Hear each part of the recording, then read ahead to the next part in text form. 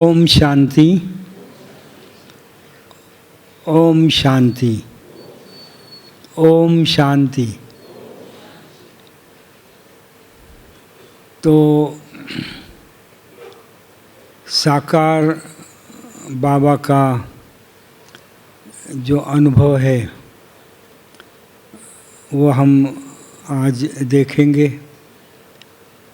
कि बाबा कैसे थे प्रैक्टिकल में और क्या हुआ। पूना के बाजू में हमारा एक शहर है जहाँ पर वहाँ एक गीता पाठशाला चल रही थी। तो उन्होंने एक दिन हमारे हाई स्कूल में, हम हाई स्कूल में पढ़ते थे, 9th स्टैंडर्ड में थे, तो 9th स्टैंडर्ड में वहाँ एक ब्रह्मा कुमारी का प्रवचन रखा था हमारे स्कूल में। तो जो स्कॉलर डिवीज़न थी तो उनको हमारे हेडमास्टर ने बिठाया था। तो वह था जानकी दादी उस समय पूना में रहते थे और जानकी दादी के पास अनेक बहनों को बाबा ट्रेनिंग के लिए भेजते थे। तो उसमें से आदरणीय संतोष दीदी जी जो भी महाराष्ट्र और आंध्र के जोन इंचार्ज है, तो संतोष दीदी भी जानकी दादी के पास ट्रेनिंग के लिए आए हुए थे, उनको बाबा ने भेजा था। साथ ही साथ सरला दीदी जो अहमदाबाद में रहते थे और गुजरात जोन के इंचार्ज थे, तो सरला दादी के पास ट्रेनिंग के लिए आई हुई थी। साथ में प्रेम दीदी जो देहरादून के हैं, जिन्होंने रिलीजन की सेवा किया, बड़े बड़े शंकराचार्य वेदांताचार्य उनकी जो सेवा किया, वो प्रेम दीदी भी जानकी दादी के पास ट्रेनिंग के लिए आए हुए थे। तो उसमें से प्रेम दीदी का तो ट्रेनिंग होकर वो चले गए थे, सरला दीदी और संतोष दीदी वहाँ पर थे। तो सरला दीदी को हमारे यहाँ जानकी दादी भेजती थी। मास में एक बार जानकी दादी खुद आती थी क्लास वगैरह कराने के लिए, और सरला दीदी को हर संडे को भेजते थे। तो जब प्रोग्राम रखा था तो जानकी दादी ने सरला दीदी को ऐसी पावरफुल दृष्टि दिया, ऐसी पावरफुल दृष्टि दिया कि वो ऊपर फर्स्ट फ्लोर पर सेंटर था। तो वो कब फर्स्ट फ्लोर से ग्राउंड फ्लोर पर आ गई ये भी उसको पता नहीं पड़ा कि मैं कब जीना उतरी, कब यहाँ नीचे आई। वो उसी वाइब्रेशन में जो दादी जी ने दृष्टि दिया दरवाजे में ही, अभी उसको जाने का है, तो जानकी दादी ने ऐसी पावरफुल दृष्टि दिया कि वो पावरफुल दृष्टि लेते लेते वो कब नीचे उतर गई उसको पता भी नहीं पड़ा। और फिर बस के द्वारा वो आई और हमारे स्कूल में जब उनका लेक्चर हुआ तो उनका बैठने का ढंग, माना उनका वो आसन, सफ़ेद साड़ी, सारा सफ़ेद सफ़ेद उनका फेस, तेजोमय चेहरा, और वो सब देख करके जो हम स्टूडेंट थे ना, तो हमारी डिवीज़न में समझो 22-23 कुमार थे, 20-22 कन्याएं थी। तो पूरा वो डिवीज़न उनके सामने बिठाया हुआ था। तो हम सभी को बहुत बड़ा आकर्षण हुआ। अभी वो क्या बोल रहे हैं इतना किसको समझ में नहीं आता था, लेकिन उनकी पर्सनालिटी जो है, उनका जो तेज है, वो बहुत आकर्षित कर रहा था। और फिर उन्होंने जो कहा कि अभी कलयुग का विनाश होने वाला है, अभी परमात्मा आया हुआ है, अभी कलयुग का विनाश होने वाला है और अभी नई सतयुगी दुनिया आने वाली है। ये जो उन्होंने कहा ना, वो सभी के बुद्धि में एकदम फिट हो गया, सभी के बुद्धि में। तो अगर परमात्मा से मिलना है और अगर स्वर्ग की राजधानी में जाना है, बादशाही लेनी है, तो आपको सेंटर पर आने का है और 7 दिन का कोर्स करने का है।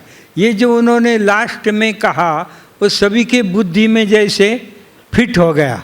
सभी के बुद्धि में एट ए टाइम 20-22 कन्याएं, 20-22 कुमार, सभी को इतना फिट हो गया। बहुत चर्चा हो गई कि भाई अभी कलयुग का विनाश कैसे होगा, कैसे अणुबॉम्ब गिरेंगे, क्या होगा, अभी नई दुनिया आने वाली है। तो क्या था, 2-4 दिन में हमारा फाइनल एग्ज़ाम शुरू होने वाला था। तो हम लोग सभी एग्ज़ाम में बिजी हो गए, लेकिन अंदर सभी के बुद्धि में ये था कि हमको सेंटर पर जा कर के कोर्स करने का है।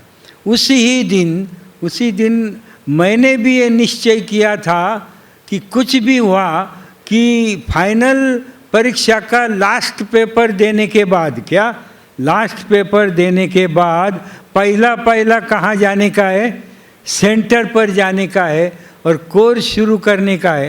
ये पक्का बुद्धि में हुआ। तो हम एग्ज़ाम का लास्ट पेपर दिया और दे कर के पीछे दफ्तर था और ये हाफ पैंट थी, इन किया हुआ हाफ शर्ट था, स्कूल का यूनिफॉर्म था। तो यूनिफॉर्म लेकर, वो दफ्तर लेकर के मैं, जो हमारा घर और हमारा स्कूल उसके बीच में सेंटर था, उसके बीच में ही सेंटर था और वो फर्स्ट फ्लोर पर सेंटर था। तो मैं जब लास्ट पेपर दे कर के आया तो पक्का निश्चय किया था कि ये परमात्मा आया है तो हमको समझ को लेने का है कि परमात्मा कैसा आया है, क्या कर रहा है, कैसे सतयुग बना रहा है, वो सब समझ के लेने का है। तो उसके लिए फिर नीचे खड़ा हुआ और देखा ऊपर बोर्ड था, बोर्ड लगा हुआ था और बोर्ड पर लिखा हुआ था स्वर्ग में जाने का सच्चा रास्ता। क्या लिखा था? स्वर्ग में जाने का सच्चा रास्ता। और नीचे लिखा था प्रजापिता ब्रह्मा कुमारी ईश्वरीय विश्वविद्यालय। तो हमने कहा भाई स्वर्ग में जाने का रास्ता।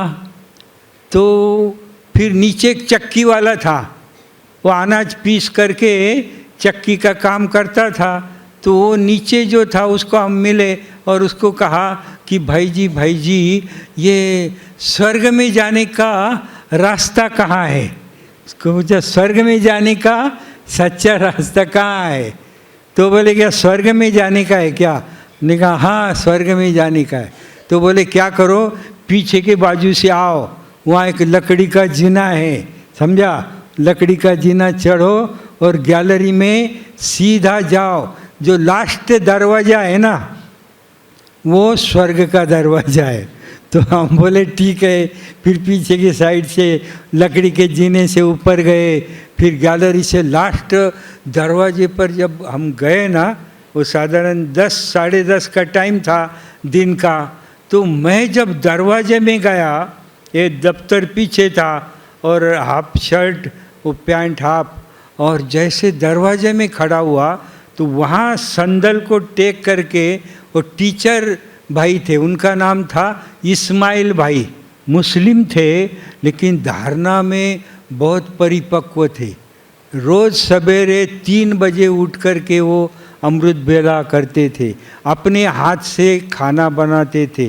वो हेड मैकेनिकल थे, अपने हाथ से खाना बनाते थे और पूरा योग युक्त, ज्ञान युक्त ऐसा उनका आचरण था। और जब संदल को टेक करके ऐसी मुरली पढ़ रहे थे, और जब मैं दरवाजे में खड़ा हुआ तो जैसे उन्होंने दरवाजे में देखा एकदम वो खड़े हो गए, जो बैठे थे एकदम खड़े हो गए। तो जैसे ही वो खड़े हो गए तो मैं डर गया। मैं बोला कुछ गलती हो गई, हमने पूछा नहीं, कुछ नहीं, अचानक आ गया। तो वो खड़े हो गए।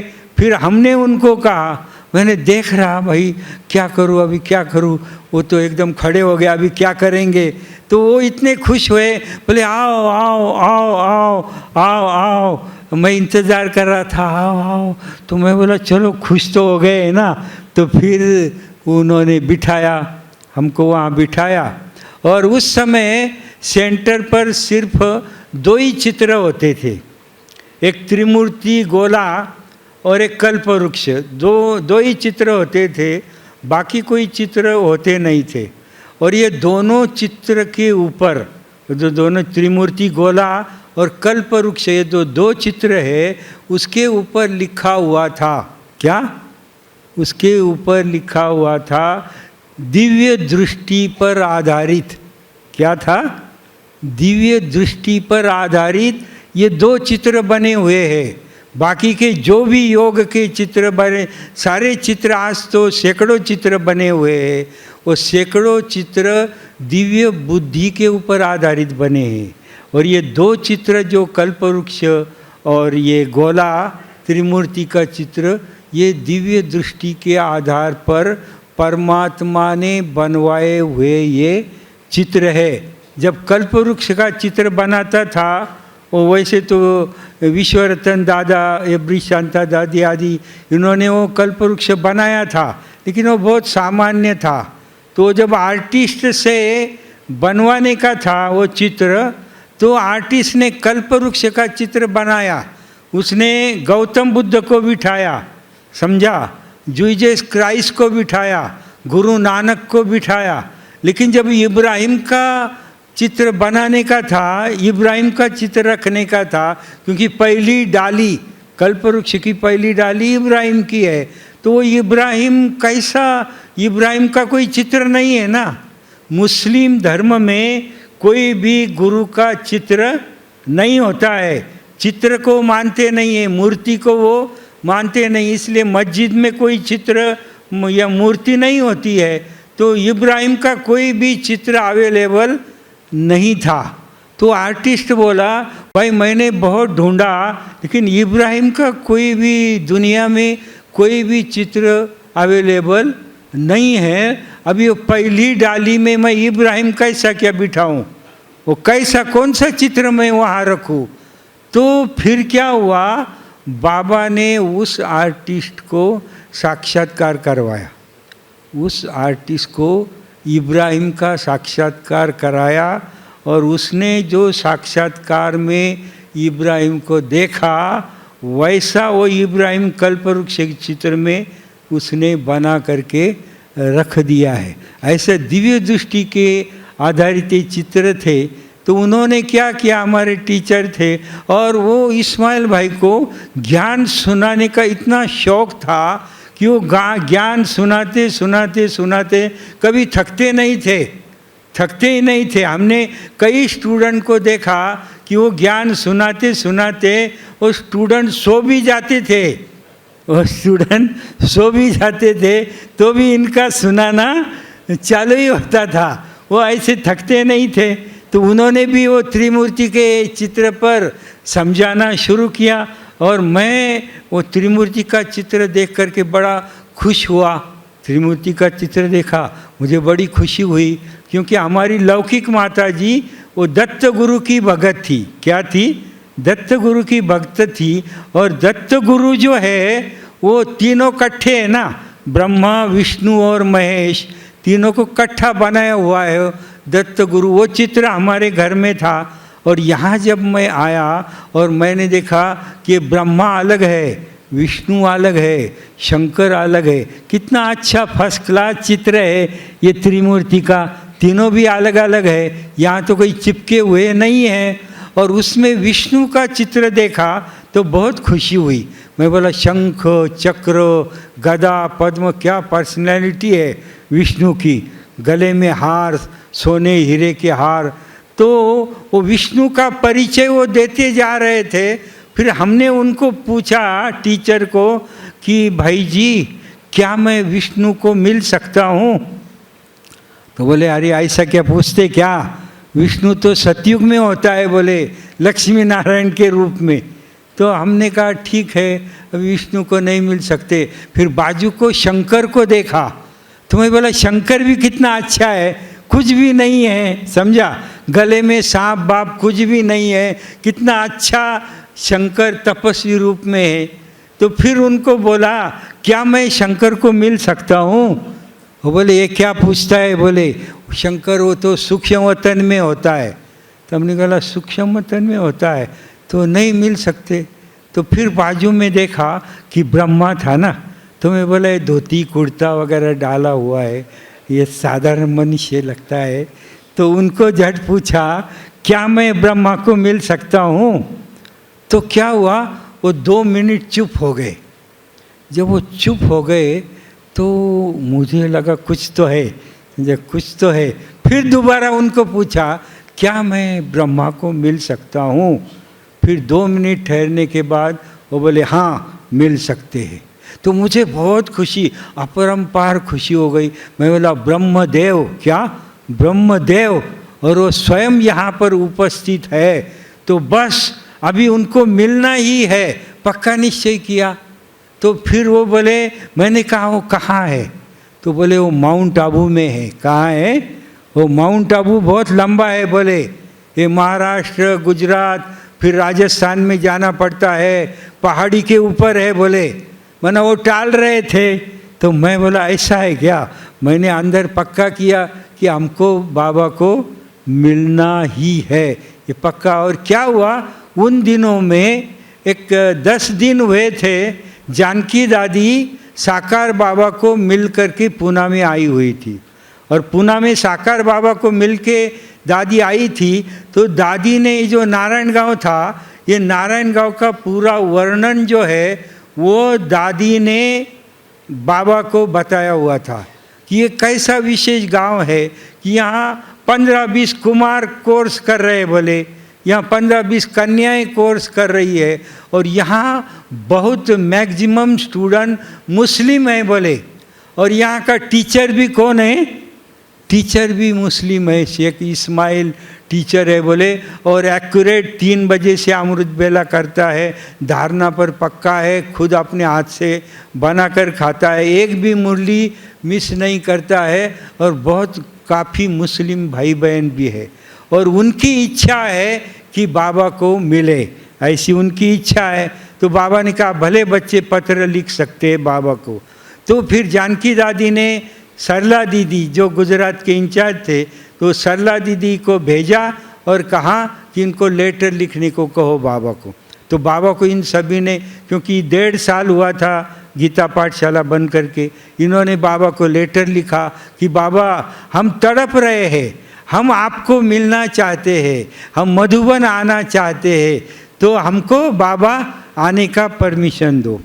तो उन दिनों में क्या होता था, मधुबन आने का परमिशन स्वयं बाबा देता था, कोई बाकी कोई नहीं देते थे। स्वयं बाबा लाल अक्षर में पत्र लिख करके भेजता था। तो क्या हुआ था, उन दिनों में मेरा कोर्स ही पूरा हुआ था, जैसे 7-8 दिन पूरे हुए थे। और कोर्स के दिनों में भी वो जो सुनाने वाले जो थे ना हमारे टीचर, तो सवेरे मुरली के बाद मैं 8 बजे आकर के बैठता था, तो वो जो ज्ञान सुनाना शुरू करते थे 8 का 9 बजता था, 9 का 10 उनका नाश्ते का टाइम होता था ना, तो वो भी चला जाता था। फिर 10 का 11, 11 का 12, 12 का 1 बजता था। न सुनाने वाला थकता था, न सुनने वाला थकता था। फिर वो घड़ी में देखते थे, अरे अभी तो 1 बजा है, बोले तू 8 बजे आया है, अभी 1 बजा है, तो तू क्या कर, अभी मैंने भी कुछ खाया नहीं है, बोले मैंने भी कुछ खाया पिया नहीं है, तू खाना खाने के बाद आओ, फिर मैं आगे का सुनाऊँ। फिर मैं झट, घर नज़दीक था, मैं फटाफट घर को गया, माता जी ने खाना बनाया था, फटाफट खाना खा करके 10 मिनट में फिर मैं उनके सामने बैठ गया। अरे बोले अभी तो मैंने स्टोरी चालू किया है, अभी तो स्टोरी चालू किया है, खाना कुछ बनाया नहीं, कहीं कुछ नहीं, और तू आकर के बैठा है। तो बोले अभी खाना जाने दो, कम से कम दूध तो पीने दो मुझे। फिर वो दूध गर्म करके फिर उन्होंने परिचय बाबा का सारा शुरू किया। ऐसा रोज़ 4-4, 5-5 घंटे चलता था। और क्या होता था, मुझे रात को जब मैं ज्ञान सुनता था, तो रात को मुझे गीता का एक श्लोक याद आता था। मैंने अमृत बेला के समय 3-4 बजे कि श्रेयांश स्वधर्मो विगुणः स्वधर्म स्वनुष्ठितात् स्वधर्म निधनम श्रेयः परधर्म भयावह।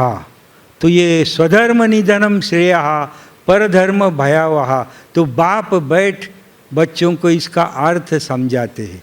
फिर बाबा उसका अर्थ आधा आधा घंटा समझाता था। फिर मैं दूसरे दिन सवेरे उनको जाकर बोलता था कि मुझे कल रात ये गीता का श्लोक सुनाने को मिला और बाबा ने उसका अर्थ बताया। तो ऐसा 2-3 दिन हुआ तो बोले अभी तुम क्या कर, तू डायरी पेन लेकर के बैठ, बोले जब तेरे को ऐसा होगा ना तो डायरी पेन लेकर के बैठ, वो श्लोक भी लिख और उसका अर्थ भी लिख।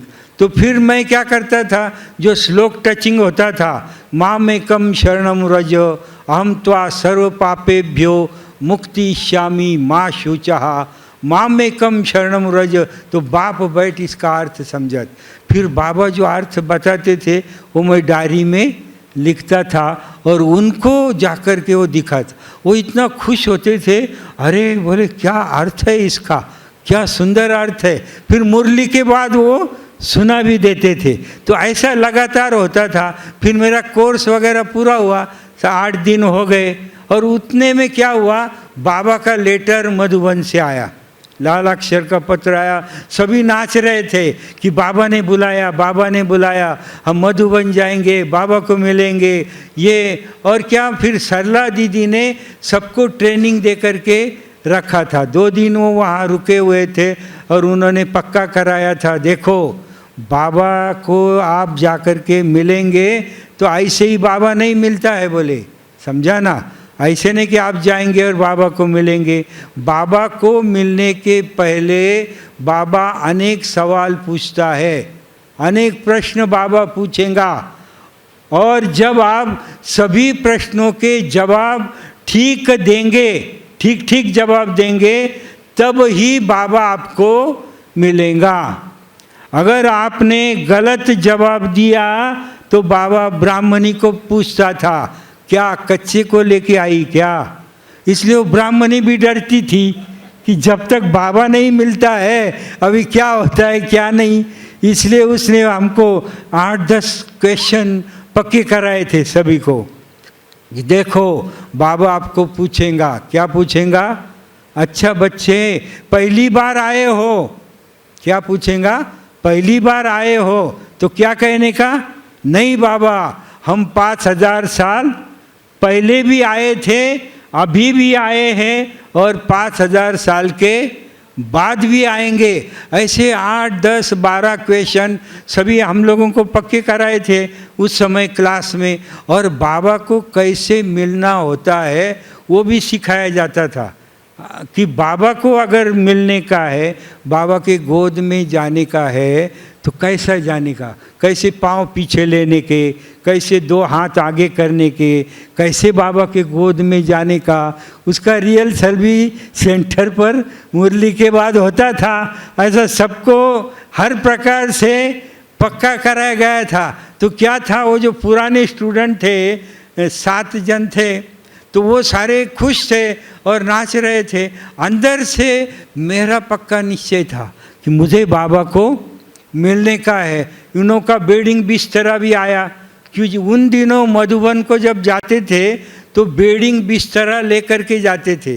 वहाँ सिर्फ खटिया होती थी, बाकी सारा सामान अपने को लेना पड़ता था। तो उनका अभी कल जाने का है, वो खटिया बेडिंग बिस्तरा लेकर के आए, ट्रंक लाया सब। तो मैंने देखा तो मैंने झट टीचर को कहा कि मुझे भी जाने का है। तो उन्होंने कहा अरे तेरे को हम लेकर के जाएंगे, तेरे को लेकर के जाएंगे अगले साल। क्या कहा, अगले साल लेकर के जाएंगे।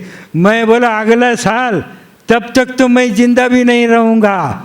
मैं तो 1-1 घंटा कैसे निकल रहा हूँ मुझे ही मालूम है। मुझे सिर्फ बाबा को मिलने का है, मुझे कुछ दिखाई नहीं दे रहा है। तो क्या हुआ, फिर उन्होंने वो पार्टी वालों को बोला कि भाई अभी इसको भी अपन लेके जाएंगे। वो बोले इस्माइल भाई, अरे इसको खाली 7 दिन हुए हैं, अभी अपन जाने वाले। बोले ये 8 दिन में ये कैसा बाबा को मिलेगा, कम से कम 1 साल तो होना चाहिए ना, बाबा का नियम में 1 साल होना चाहिए, फिर ये कैसा क्या जाएंगा बोले। तो उन्होंने बोला अरे जाने दो, कुमार है, क्या है, कुमार है, पवित्र है, ऐसा तो कुछ नहीं है ना। और फिर क्या बोले, कि बहुत वो ना कहने लगे, तो उन्होंने फिर बोले देखो मैं आपको एक अनुभव बताता हूँ। बोले एक अनुभव बताता हूँ। मैं क्यों कहता हूँ ये बच्चे को हम लेकर के जाएंगे, क्यों कहता हूँ? क्योंकि जिस दिन ये आने वाला था ना, जिस दिन ये कोर्स करने के लिए आने वाला था, उस दिन क्या हुआ, उस दिन क्या हुआ कि सवेरे 3 बजे किसी ने मेरी चद्दर खींचा। मैं सोया हुआ था, किसी ने मेरी चद्दर खींच लिया। अभी मेरी चद्दर खींच लिया तो मैं डर के मारे बोला किसने चद्दर खींचा? तो मैं सोया था, मैं उठ करके बैठा और देखा तो सामने बाबा खड़ा था, सामने बाबा खड़ा था। और बाबा ने कहा आज मेरा बच्चा आने वाला है, आज मेरा बच्चा आने वाला है। तो ये सुन करके तो बोले उस दिन मैं इंतज़ार कर रहा था, उस दिन मैं इंतज़ार कर रहा था आज कौन आने वाला है, आज कौन आने वाला है। तो मुरली के बाद भी उठा नहीं, नाश्ता वगैरह कुछ नहीं बनाया और इंतज़ार कर रहा था दरवाजे में कि आज कौन आने वाला है। और बोले ये बच्चा उस दिन आया हुआ था, समझा? तो ये पहले ही आने के पहले ही बाबा ने मुझे टच किया था, इसलिए कोई विशेष बच्चा है, विशेष आत्मा है। और कुमार है, बोले हम इनको लेकर के जाएंगे। सरला दीदी को भी मनाया, तो फिर सरला दीदी ने कहा ठीक है लेकिन मैं इसको पक्का कराऊंगी। बोले क्या है? इसको पक्का कराऊंगी। फिर मैं देखो बहुत पक्का कराया, स्पेशल बैठ करके एक दिन देखो बाबा पूछेगा पहली बार आए हो तो क्या कहने का? पहली बार नहीं, हम 5000 साल पहले भी आए थे, अभी भी आए, 5000 साल के बाद भी आएंगे। और ऐसा सारे सवाल मैंने तो कंठस्थ कर लिए, पूरा पक्का कर लिया। बाबा को कैसा मिलना सारा पक्का करके ले लिया। और फिर वो क्लास में वो सुनाते थे मधुबन स्वर्ग आश्रम है। क्या है? वो तो स्वर्ग है और वहाँ इंद्र का दरबार होता है, समझा? बाबा माना इंद्र का दरबार है। और वहाँ इसी गौवे होती है, वो सवेरे निकलती है, बोले जंगल में जाकर के दिन भर घूमती है और शाम को बराबर 6 बजे आती है और भरपूर दूध देती है, बहुत दूध देती है बोले। तो इसीलिए ऐसी गाय है, ऐसा वहाँ स्वर्ग आश्रम है। तो सारा स्वर्ग का वर्णन मधुवन का किया हुआ था। तो जब हम फिर बैठे पूना में, बैठे पूना से बम्बई, बम्बई से अहमदाबाद, वहाँ ट्रेनें बहुत बदलनी पड़ती थी। तो अहमदाबाद में हम आए और अहमदाबाद से फिर माउंट आबू जाने का है। तो उसके बाद फिर वहाँ कोयले की ट्रेन होती थी। अहमदाबाद के बाद कोयले की ट्रेन, कितने भी सफ़ेद कपड़े हो काले हो जाते थे जाते जाते, सारा कोयला आ जाता था। फिर ऐसा करके हम आबू रोड में पहुँच गए। जब आबू रोड में पहुँचे तो हमको बताया था टीचर ने कि माउंट आबू से बाबा एक फरिश्ते को भेजते हैं, आबू रोड पर एक फरिश्ते को भेजते हैं और वो फरिश्ता हमको बाबा के पास लेकर के जाता है, वो फरिश्ता लेकर के जाता है। तो हम आबू रोड स्टेशन पर उतरे थे। तो उन दिनों क्या होता था, कच्ची सड़क थी, माना मिट्टी की सड़क थी और एक टाइम एक ही गाड़ी आती थी जाती थी और सवेरे 8 बजे शुरू होता था और शाम को 6 बजे गाड़ियाँ बंद होती थी, क्योंकि पक्की सड़क नहीं थी और वो भी आधी जाती थी गाड़ी तो वो गर्म हो जाती थी। तो ठंडा करने के लिए आधा घंटा वहाँ रुकते थे। तो बहुत बंदर आ जाते थे, समझो, वहाँ बीच में वो स्टैंड होता था। तो हम लोगों ने क्या हुआ, अभी माउंट आबू को जाने का था। तो क्या हुआ, हम बोले फरिश्ता आने वाला है। क्या है? बाबा एक फरिश्ते को भेजने वाला है। तो उतने में वो भूरी दादी आ गई। वो भूरी दादी का ये ड्यूटी था पार्टी को माउंट में लेकर के जाने का। तो भूरी दादी बहुत सफ़ेद, उसके कपड़े सफ़ेद, उसका चेहरा सफ़ेद, उसके बाल सारे सफ़ेद। हम बोले हा फरिश्ता आ गया। क्या है? ऊपर से फरिश्ता आ गया है, इतने खुश हुए। हम बोले चलो फरिश्ता आ गया, और वो बोली आओ आओ आओ आओ, बाबा ने आपको बुलाया है, बाबा ने आपको बुलाया। फिर जल्दी जल्दी सभी को बस लगी हुई थी, बस में बिठाया। अभी बस में हम बैठ गए, जैसे बस में बैठे और बस चालू हो गई, जैसे बस चालू हो गई तो बस ऐसी ऐसी ऐसी ऐसी चलती थी। हम बोले स्वर्ग का रास्ता कितना सुंदर है, ऐसा जाओ ऐसा जाओ ऐसा जाओ ऐसा जाओ, कितना सुंदर रास्ता है, बड़े बड़े पेड़ है, बड़ी बड़ी पहाड़ियाँ हैं, क्या स्वर्ग का रास्ता है। और हर पहाड़ी पर मुझे बाबा नज़र आता था, और बाबा पहाड़ी पर कहता था आओ बच्चे आओ बच्चे, इतना सुंदर लग रहा था। चलो ये स्वर्ग की यात्रा है। क्या है? स्वर्ग की यात्रा। इतनी खुशी हुई। फिर हम माउंट आबू के स्टेशन पर पहुँचे तो उन दोनों व्हीकल वगैरह कोई कल्पना ही नहीं थी। अपना बोर्डिंग जो है, बिस्तरा सर पर लेने का, ट्रंक का ऐसा बगीचे में लेने का, बगल में ट्रंक, ऊपर बेड, और फिर चलते चलते फिर पांडव भवन, और पीछे के दरवाजे से एंट्री थी कि बाहर से बहुत लंबा था, पीछे के दरवाजे से फिर आने का। तो हम उधर आए, तो जब आए तो उधर गेट था, तो उधर लिखा हुआ था, वहाँ लिखा हुआ था 5 विकारों से वशीभूत कोई भी आत्मा अंदर आ नहीं सकती। अभी हम डर गए। मैं बोला 5 विकारों से वशीभूत कोई भी आत्मा अंदर आ नहीं सकती। तो एक दो ना हमारे पार्टी में जो मोटे भाई थे ना, तो मोटे भाई जैसे अंदर गए तो मैं भी उनके पीछे पीछे अंदर चला गया, और जल्दी आकर के सामने बैठा। मतलब चलो अंदर तो आ गए, माना अंदर तो आ गए। फिर हम वो पांडव भवन के चौक में आ गए। पांडव भवन के चौक में जैसे ही आए तो वहाँ एक दादी खड़ी थी, एक दादी वहाँ खड़ी थी, और उसने कहा आओ आओ आओ आओ। अरे बोले बाबा आपका इंतज़ार कर रहा था, बाबा आपका इंतज़ार कर रहा था, अभी ही बाबा झोपड़ी में गया है, और बाबा ने कहा कि बच्चे आने के बाद मेरे से मिलाओ करके बाबा ने कहा है। और बाबा ने खास कहा है, बोले क्या कहा है? बाबा ने कहा है कि बच्चे आने के बाद उनको एरोप्लेन में रखना। क्या? एरोप्लेन में रखना। तो मैं देख रहा भाई एरोप्लेन में रखना, मैं इधर उधर देख रहा था तो कोई एरोप्लेन तो कोई दिखाई नहीं दे रहा था। मैं बोला अभी एरोप्लेन में रखना मना, अभी क्या करने वाले, तो एरोप्लेन तो कोई दिखाई नहीं दे रहा। तो फिर वो दादी बोली चलो चलो मैं आपको एरोप्लेन में लेके जाती हूँ। तो हम बोले कहाँ क्यों न हो, चलो। दादी के पीछे पीछे हम गए तो पांडव भवन में उस समय नया नया बिल्डिंग बनी हुई थी। ये पांडव भवन के सबसे ऊंची जो बिल्डिंग है ना, जहाँ घुम्मट जो गुम्बज बने हुए दो, तो जो गुम्बज बने हुए हैं तो ऊंची सबसे बिल्डिंग है, तो बाबा ने उसका नाम एरोप्लेन रखा हुआ था। बाबा ने क्या किया था, उसका नाम, बाबा के नाम ऐसे बड़े बड़े होते थे, एरोप्लेन, इंद्रप्रस्थ, विशाल भवन, ऐसे बड़े बड़े नाम होते थे।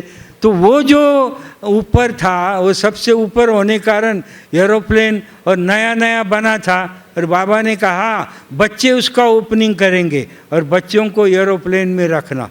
फिर हम लोग सब गए, फिर वो अच्छा बना हुआ था अष्टकोनी, वहाँ खटिया वगैरह बेड वगैरह डाल करके हम तो नाच रहे थे, समझो स्वर्ग में आ गए। कहाँ आ गए? स्वर्ग में आ गए। बड़ा हम लोगों को नशा। और उन दिनों क्या हुआ था, वहाँ हमारे को चट्टान पर वो बेंगलोर का आंगना भाई मिला था, बेंगलोर का वो आंगना भाई था बेकरी वाला, और उसको बाबा का बहुत नशा था। उसको बाबा का इतना नशा था कि आते ही झट उसने गले लगाया, समझा, अरे बोले आप स्वर्ग में आ गए हैं, समझा, इतना उसको नशा। हम मिले, फिर हम फ्रेश हो गए, स्नान आदि सारा पूरा करके हम रेडी हो रहे थे। उतने में हमारी टीचर जो सरला बहन जी थी, वो सरला बहन ने नीचे से आवाज़ दिया चलो चलो चलो, बोले बाबा आपका इंतज़ार कर रहा है। तो हम जल्दी जल्दी कपड़े सब इस्त्री के डाल करके फ्रेश हो करके हम वो उतर करके नीचे आ गए। जैसे हम नीचे आ गए तो सरला दीदी बोली, और उस समय क्या हुआ था, रोजी बहन भी आए हुए थे, रोजी दादी वो भी आई थी, और उसने 15 की पार्टी लाई थी, तमिलनाडु से 15 की पार्टी लाई थी। और सारे मधुबन में चर्चा था, रोजी 15 की पार्टी लेकर के आई। 15 की लाई माना जैसे 1500 की लाई, ऐसा उधर उसका वर्णन महिमा। रोजी ने देखो 15 की पार्टी लाई है तमिलनाडु से, मद्रास से, तो ऐसा सारा चर्चा चल रहा था। रोजी बहन हमारी सरला दीदी और दोनों इकट्ठे रहते थे। तो क्या हुआ, फिर सरला दीदी ने कहा चलो चलो बाबा आपका इंतज़ार कर रहा है। फिर हम सब लोग फिर चलते चलते गार्डन में से, और उस समय बाबा के कुटिया के आजू बाजू का जो बगीचा था ना, वो तो लाजवाब बगीचा था। अभी देखने के बाद बहुत ये लगता है, इतने सुंदर अच्छे अच्छे बड़े बड़े फूल थे, बगीचे में खिले हुए थे, गुलाब थे, बड़े बड़े मोटे मोटे फूल, और इतना सुंदर बगीचा था। फिर उसमें से हम लोग झोपड़ी की तरफ गए बाबा को मिलने को। तो पूरब दिशा से, अभी पश्चिम को दरवाज़ा है, पहला पूरब दिशा को वो दरवाज़ा था, और हम सारी पार्टी दरवाजे में गई। तो बाबा झोपड़ी में गद्दी के ऊपर टांग पर टांग चढ़ा करके बैठा हुआ था। जैसा त्रिमूर्ति में ब्रह्मा है ना, त्रिमूर्ति में जैसा ब्रह्मा टांग पर टांग चढ़ा कर बैठा है, ऐसा वो गद्दी पर बाबा टांग पर टांग चढ़ा करके ऐसा बाबा बैठा हुआ था। मैं तो इतना खुश हो गया, मैं बोला त्रिमूर्ति का ब्रह्मा, क्या त्रिमूर्ति का ब्रह्मदेव, और वो हमारे सामने बैठा हुआ है। क्या अपना नसीब, स्वयं ब्रह्मदेव, और ब्रह्मदेव को मिलना, ब्रह्मा को मिलना माना ब्रह्मदेव को मिलना, फिर श्री कृष्ण को भी मिलना। क्या होता है, एक को मिलेंगे तो ब्रह्मदेव भी मिलेगा, श्री कृष्ण भी मिलेगा, और हाँ शिव बाबा भी मिलेगा, तीनों भी मिलेंगे। तो बाबा को देखकर बड़ी खुशी हुई, तो सब पार्टी खुशी में थी। तो बाबा ने कहा आओ बच्चे, आओ बच्चे, आओ बच्चे। तो हम सारा पार्टी 7-8 भाई लोग ही थे, सब हम बाबा के सामने बैठे, और एक कोने में हमारी टीचर एक कोने में बैठी, सरला दीदी, और उनके साथ मनमोहिनी दीदी थी। बाबा के साथ हमेशा मनमोहिनी दीदी रहा करते थे। तो मनमोहिनी दीदी, सरला दीदी एक कोने में बैठे थे, और हम सभी बाबा के सामने बैठे थे। तो जब हम सभी बाबा के सामने इतने खुश थे कि बात मत पूछो। उतने में फिर बाबा ने कहा बच्चे, बाबा ने कहा बच्चे जर्नी कैसा हुआ, जर्नी कैसी हुई। तो जर्नी कैसी हुई, तो सभी ने कहा बाबा बहुत अच्छी हुई। क्या, बहुत अच्छी हुई। फिर बाबा ने कहा बच्चे कुछ तकलीफ हुई, कुछ तकलीफ हुई। तो सब ने कहा बाबा कुछ तकलीफ नहीं हुई। अच्छा अच्छा बच्चे रूम कैसा मिला। तो सभी ने कहा बाबा बहुत अच्छा कमरा मिला, सब सुविधा थी। हाँ बाबा बहुत अच्छी सुविधा थी। स्नान आदि हुआ। तो सभी ने कहा हाँ बाबा स्नान आदि हुआ। तो अच्छा सभी फ्रेश हुए। तो सभी ने कहा हाँ बाबा सभी फ्रेश हुए। अच्छा पहली बार ही आए हो। तो सभी ने कहा हाँ पहली बार ही आए। उतने में हमारी वो बहन टीचर बोली अरे मैंने क्या सिखाया, मैंने क्या सिखाया। तो झट हम बोले नहीं नहीं नहीं बाबा हम पहली बार नहीं, हम 5000 साल पहले भी आए हैं। हमको क्या मालूम गोल गोल करके पूछेगा, समझा ना। हमको क्या मालूम ऐसा गोल गोल गोल गोल करके लास्ट में पूछा कि पहली बार आए। तो सभी ने कहा हाँ बाबा। तो टीचर गड़बड़ा गई। तो बोली मैंने क्या सिखाया। फिर हमने झट बोला नहीं बाबा हम 5000 साल पहले भी आए थे, अभी भी आए हैं और 5000 साल के बाद भी आएंगे। अच्छा बाबा ने कहा अच्छा बच्चे 5000 साल पहले भी आए थे। झट हम सभी ने कहा हाँ बाबा हम 5000 साल पहले भी आए थे। तो बाबा ने कहा अच्छा 5000 साल पहले भी आए थे। अच्छा बच्चे इसी ड्रेस में आए थे, वो तो हमको नहीं सिखाया था। तो समझा। तो हम सब अपना ड्रेस देखने लगे। तो हम जो ड्रेस देखने लगे तो हमारी ब्राह्मणी बोली बोलो बोलो बोलो। तो झट हम सभी ने कहा हाँ बाबा इसी ड्रेस में आए थे। तो क्या है बाबा ऐसा क्या है, क्या पूछेंगे, कुछ बोल ही नहीं सकते थे।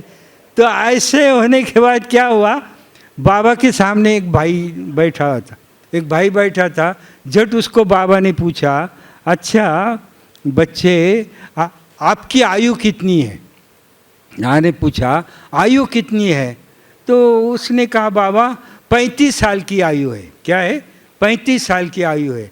तो बाबा ने कहा दीदी ये 35 साल का नहीं लग रहा है, ये 35 साल का नहीं लग रहा है। उसने कहा नहीं कद छोटा है लेकिन है 35 साल का। तो बाबा का ये नहीं लग रहा है। तो फिर हमारी टीचर थी ना, उसने एक अंगुली किया।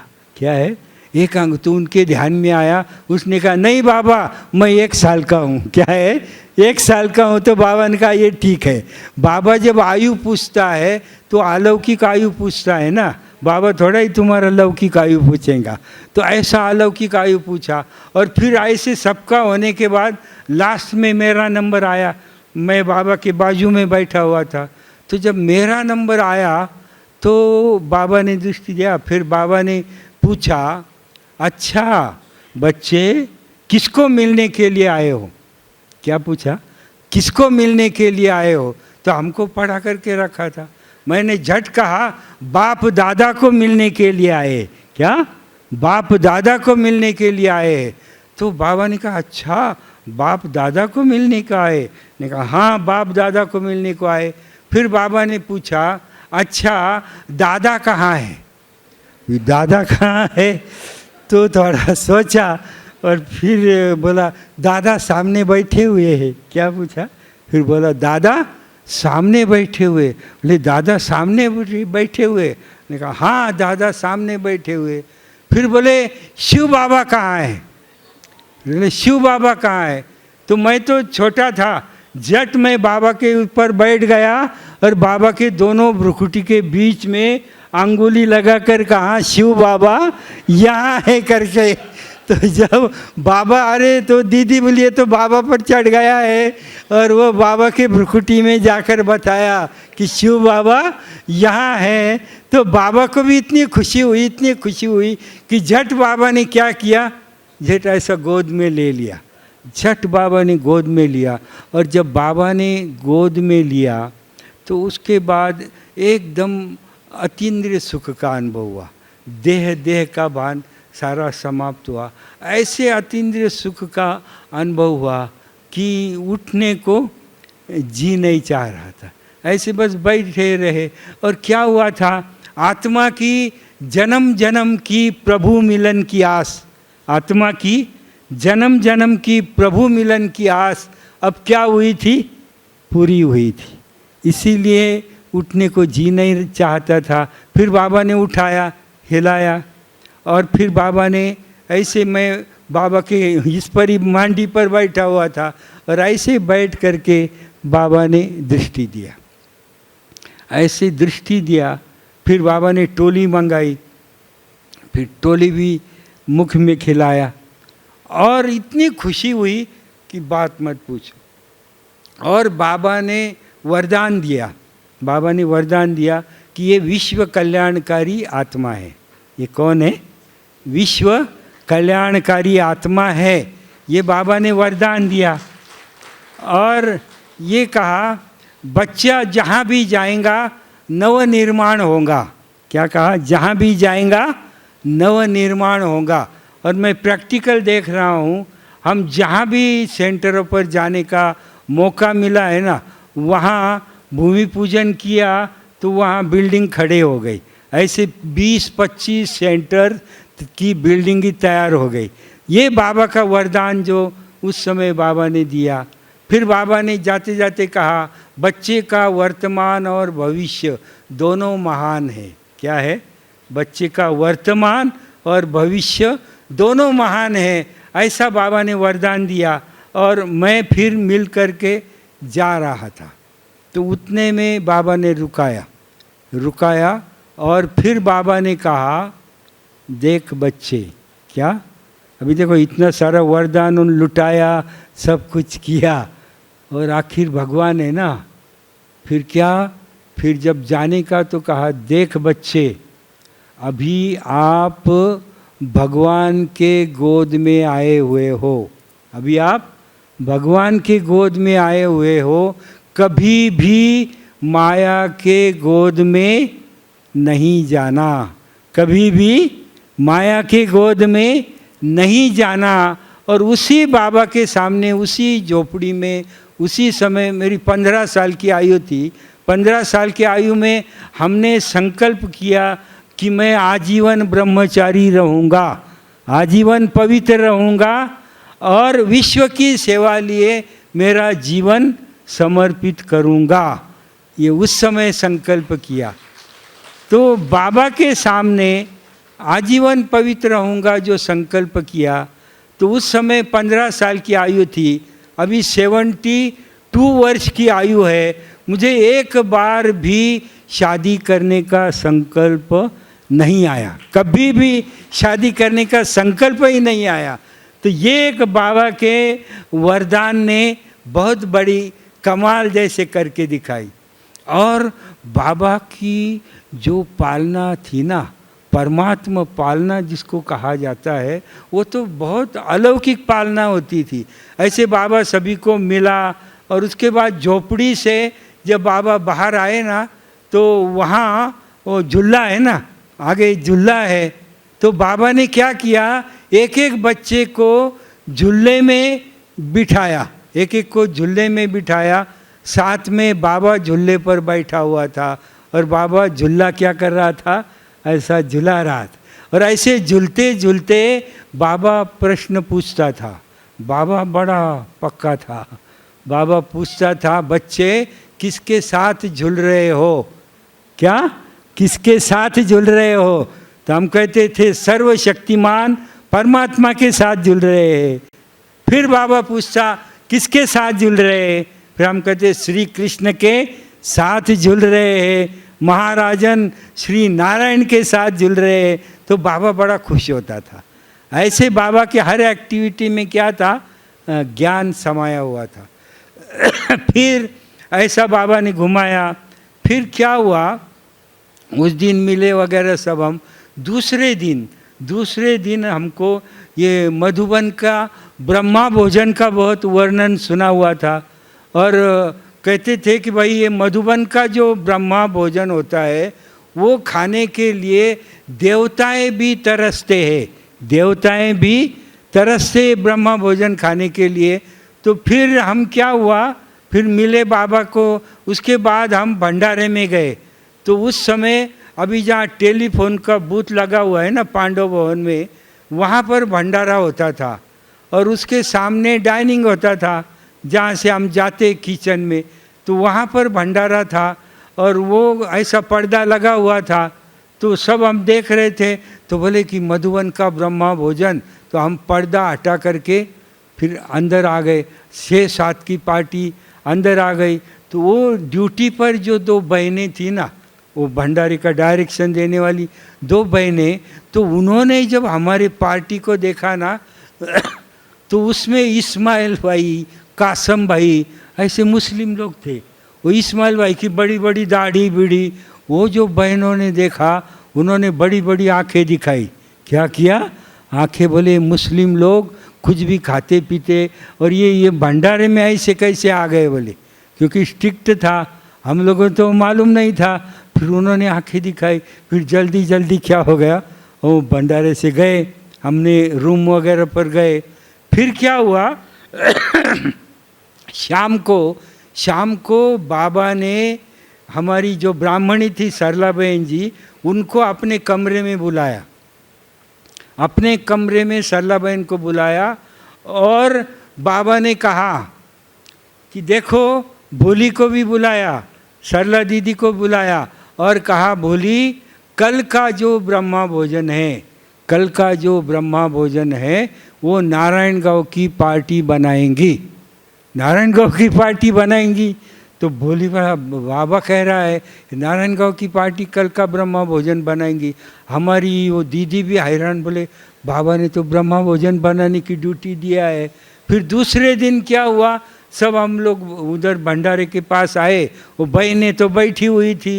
फिर अभी उनको ऑर्डर था बाबा का कि ये आज का ब्रह्मा भोजन मधुबन का बनाएंगे। तो फिर इस्माइल भाई चावल बनाने लगे, कासम भाई दाल बनाने लगे, और वो बहनें देखते ही रह गई कि भाई कल इनको हमने आंखें दिखाई और आज तो बाबा ने इनके हाथ में ही भंडारा दिया है। तो सब लोगों ने इतने खुशी में मस्त होकर बाबा का ब्रह्मा भोजन, बाबा का ब्रह्मा भोजन हम बना रहे, वो नशे में सारा ब्रह्मा भोजन बनाया, ब्रह्मा भोजन वगैरह सब बनाया। फिर 12:30 बजे थे, फिर हम रूम पर गए। तो हम जब नीचे आ रहे थे तो फिर हमारी ब्राह्मणी वो बीच में नीचे खड़ी थी और उसने कहा अरे अरे, बोले आप लोगों को अपने पार्टी को बाबा ने अपने कमरे में बुलाया है, कमरे में बुलाया है अपने को। बोले रोज ही इतना फोर्स कर रही है, उसको बाबा ने कुछ नहीं कहा और मैंने बोला भी नहीं, तो मुझे कहा कि इनको लेकर के आओ।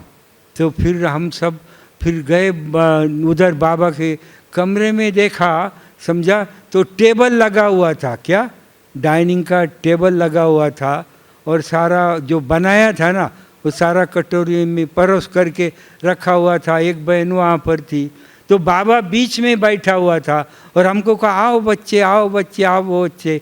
तो हम बाबा के ऐसे किनारे टेबल पर सभी बैठे, बीच में बाबा बैठा था और मेरे को बाबा का बहुत आकर्षण था। तो मैं बोला, फिर मैं बाबा के बाजू में बैठा, मैं बोला ब्रह्मा भोजन, क्या ब्रह्मा भोजन और ब्रह्मा के साथ ऐसा नशा, ब्रह्मा के साथ ब्रह्मा भोजन, और ऐसी बाबा की दृष्टि लेते रहा, ऐसी दृष्टि लेते रहा। तो फिर बाबा ने कहा बच्चे भोजन शुरू करो। फिर भोजन सभी ने शुरू किया और मैं बाबा की दृष्टि लेते रहा। फिर बाबा ने कहा बच्चे तू ब्रह्मा भोजन करेगा या खाली दृष्टि लेते रहेगा, समझा। तो फिर मैं ये हो गया कि भाई ब्रह्मा भोजन। फिर बाबा ने क्या किया, चावल में डाल डाल करके अपने हाथ से ये किया, मिलाया और वो एक गिट्टी बना करके हमारे मुख में खिलाया, समझा। तो ऐसा गिट्टी बाबा ने खुद अपने मुख में खिलाया। तो इतना प्यार करेगा कौन, इतना प्यार करेगा कौन, ऐसा इतना प्यार बाबा ने उस समय दिया। फिर क्या हुआ देखो, फिर बाबा के साथ हम लोगों ने भोजन किया, बाबा ने हमारे साथ भोजन किया। फिर उस दिन फिर शाम को हमारे टीचर को बाबा ने बुलाया, हमारी टीचर को बुलाया सरला बहन को, और कहा कि सरला कल दोपहर को ये पार्टी को कमरे में लेकर के आना, बाबा के कमरे में लेकर के आना। दूसरा दिन आया, फिर दूसरा दिन 12:30 बजे लेकर के आना कहा। फिर 12:30 बजे हम बाबा के कमरे में गए, तो पीछे से दरवाज़ा था।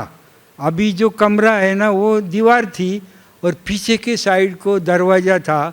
और अभी जो बाबा के कमरे में सोफ़ा सेट रखते हैं ना, पीछे दीवार के बाजू में जहाँ सोफ़ा सेट होता है, वहाँ बाबा का किचन प्लेटफॉर्म था, वहाँ बाबा का किचन प्लेटफॉर्म था।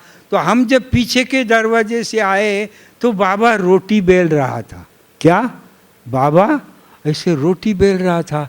हम हैरान हो गए, बोले बाबा रोटी बेल रहा है। बाजू में एक बहन थी, बाबा ने सालना बना करके रखा था, चावल रेडी करके रखा था और रोटी बाबा सेक रहा था। तो हमको देखा, बाबा बोले आओ बच्चे, आओ बच्चे, आओ बच्चे।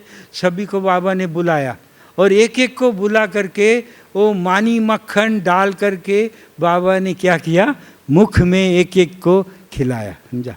तो जैसी वो चिमनी होती है ना स्पैरो, वो जैसा बच्चों को खिलाती, वैसा बाबा ने खिलाया। और फिर बाबा ने कहा चलो बच्चे, चलो बच्चे। फिर टेबल पर हमको बिठाया, फिर टेबल पर, डाइनिंग टेबल पर बाबा बैठा और सब सालना जो चावल दाल सब बना करके रखा हुआ था। फिर हमने बाबा के साथ फिर दूसरे दिन ब्रह्मा भोजन किया और हम बड़े खुश थे कि मेरा ब्रह्मा के साथ ब्रह्मा भोजन, इतना मज़ा आ रहा था, बात मत पूछो। फिर भोजन करके अब हम जा रहे थे, भोजन करके जा रहे थे, उतने में बाबा ने कहा, बच्चे बच्चे हिसाब किताब पूरा हुआ, हिसाब किताब पूरा हुआ। तो हमको कुछ समझ में नहीं आया कि हिसाब किताब पूरा हुआ माने क्या हुआ, हम देख रहे थे। तो बाबा ने कहा, देखो बच्चे, कल बच्चों ने बनाया हुआ भोजन बाबा ने खाया था, कल बच्चों ने बनाया हुआ भोजन बाबा ने खाया था, और आज बाबा ने बनाया हुआ भोजन बच्चों ने खाया। तो हिसाब किताब चुकतू हुआ ना, समझा, चुकतू हुआ ना हिसाब किताब। तो ऐसा ना बाबा का विजन जो था, वो बाबा का इतना बड़ा ऊंचा विजन था कि खुद अपने हाथ से बना करके खिलाया। और हर पालना में बाबा की इतनी ज़बरदस्त पालना थी, और बाबा के मुरली का हमको भी बड़ा आकर्षण था, बाबा के मुरली का ऐसा आकर्षण था। तो जब पहले दिन हम मुरली सुनने को बैठे थे ना क्लास में, हिस्ट्री हॉल में, हम तो आगे जा कर के मैं बैठा था, मैंने बोला बाबा की मुरली सुनने की है। लेकिन अंदर में क्या था, अंदर में थोड़ा डर था। क्या डर था कि मुरली में कहा था, अगर कोई, ये इंद्र सभा है, क्या है, ये इंद्र सभा है, अगर कोई पतित आकर के बैठता है तो उसका पत्थर बन जाता है, उसका पत्थर बन जाता है। तो जैसा मुरली का टाइम होता था ना, तो बाबा बहुत एक्यूरेट होता था। उन दिनों हिस्ट्री हॉल में दरवाजे के ऊपर एक चाइनीज़ घड़ी होती थी, चाइना की घड़ी, चाइनीज़ घड़ी होती थी। और वो घड़ी में क्या होता था, एक स्पैरो होती थी, एक चिमनी होती थी। तो स्पैरो चिड़िया क्या करती थी, समझो 3 बजा है तो चिड़िया बाहर आती थी और 3 बार चू चू चू करती थी। तो समझने का 3 बज गए और वो वापस जाती थी। तो 6 बजता था, बाबा मुरली सुनाने को आता था ना, तो बाबा दरवाजे में खड़ा और वो चिड़िया का बाहर आना एक टाइम होता था। और वो चिड़िया बाहर आकर के चू चू 6 बार करेंगी और बाबा दरवाजे में खड़ा होगा। ऐसे बाबा बराबर 6 बजे मुरली के लिए हाजिर हो जाता था। तो मैंने सुना हुआ था, अगर कोई पतित आत्मा इंद्र सभा में आकर के बैठती है तो उसका पत्थर बन जाता था। मैंने सोचा, भाई हमारे भाई बहन, इनको तो 1.5 साल हुआ है और अपने को सिर्फ 8 दिन हुए हैं। क्या है, 8 दिन हुए हैं। अपनी आत्मा तो अभी तक पावन नहीं बनी है, अपनी आत्मा तो पतित है। समझो एक आध बार बाबा आकर के बैठा और पत्थर हुआ तो क्या करने का, समझा ना। इसलिए मैंने पीछे मुड़ के देखा तो सारी सभा भरी हुई थी, भागने का कोई चांस नहीं था। आगे भी देखा तो आगे भी चांस नहीं था। अभी क्या करूं, धड़ धड़ धड़ धड़ शुरू हो गया। फिर बाबा संदली पर आकर के बैठा, संदली पर बैठा और बाबा ने कहा ओम शांति। जब बाबा ने ओम शांति कहा तो बोले चलो अपन कुछ न कुछ है, अपन कोई पतित नहीं है। फिर बाबा ने मुरली चलाना शुरू किया। बाबा, साकार बाबा की मुरली जो थी उसमें ऐसी ताकत थी, ऐसी ताकत थी कि सभी के विकारों को बाहर निकालने की ताकत बाबा के वाणी में थी। ऐसी ज़बरदस्त, जैसे समुंदर की लाट होती है ना, ऐसे बाबा के वो सागर है ना, ज्ञान सागर है। बहनों की वाणी माना, मम्मा की वाणी माना ज्ञान सरिता है, और बाबा की वाणी माना ज्ञान सागर के जैसी बाबा की वाणी थी, जिससे विकार बाहर आ जाते थे। वो ताकत बाबा में थी। बाकी लास्ट में जब हमारा जाने का दिन आया तो बाबा ने फिर सबको बुलाया। अभी कल जाने का है तो बुलाया। फिर जो ईशु दादी की बहन है तो वो सारा लेकर के आई। चुनरी बाबा पहनाते, अंगूठी, अंगूठी बाबा पहनाते थे। तो उसने सबका माप लिया बोट का और उस हिसाब से अंगूठियाँ निकाली सबके लिए। तो बाबा आया उसके बाद, और बाबा आकर के एक एक को अंगूठी पहनाता था, एक एक को अभी कल जाने का है ना। तो जब अंगूठी बाबा पहनाता था तो अंगूठी पहनाते समय बाबा पूछता था, बच्चे एंगेजमेंट पक्की हुई? क्या पूछता था? एंगेजमेंट पक्की हुई? तो सभी एक संग एंगेजमेंट पक्की हुई, माना परमात्मा के साथ क्या हो गई? एंगेजमेंट हो गई। अभी किसी के साथ एंगेजमेंट नहीं करने की है। तो ऐसे एक एक बात में बाबा के बहुत बड़ा ज्ञान समाया हुआ था। और जाते समय भी बाबा गो सुन कम सुन की टोली देते थे, चौक में खड़ा होकर के एक एक को। ये जो थे ना इलायची जिसमें सुगंध होता है, और खड़ी शक्कर जिसमें मिठास होती है, वो जाते जाते टोली देते थे, एक एक को दृष्टि देकर टोली देते थे। और बाबा के आँख में इतना प्यार, इतना प्यार, इतना प्यार समाया हुआ होता था कि जाने को मधुबन से जी नहीं चाहता था। लेकिन हर एक को बोरिंग बिस्तरा लेकर हम ऐसे जा रहे थे पीछे के रास्ते से। बाबा मधुबन के चौक में खड़ा था और हाथ में रुमाल लेकर के बाबा ऐसा रुमाल हिलाता था, और हम आगे आगे जा रहे थे। बीच बीच में बाबा को देख रहे थे पीछे मुड़ करके, और बाबा रुमाल हिलाते हिलाते, इतना प्यार बाबा का कि बाबा के कमरे के लास्ट कोने तक बाबा ऐसे रुमाल हिलाते हिलाते लास्ट कोने तक बाबा आया, और हम नीचे से उतर गए। इतना प्यार करेगा कौन? ऐसा बाबा का प्यार था, ऐसी बाबा की पालना थी। अच्छा, ओम शांति।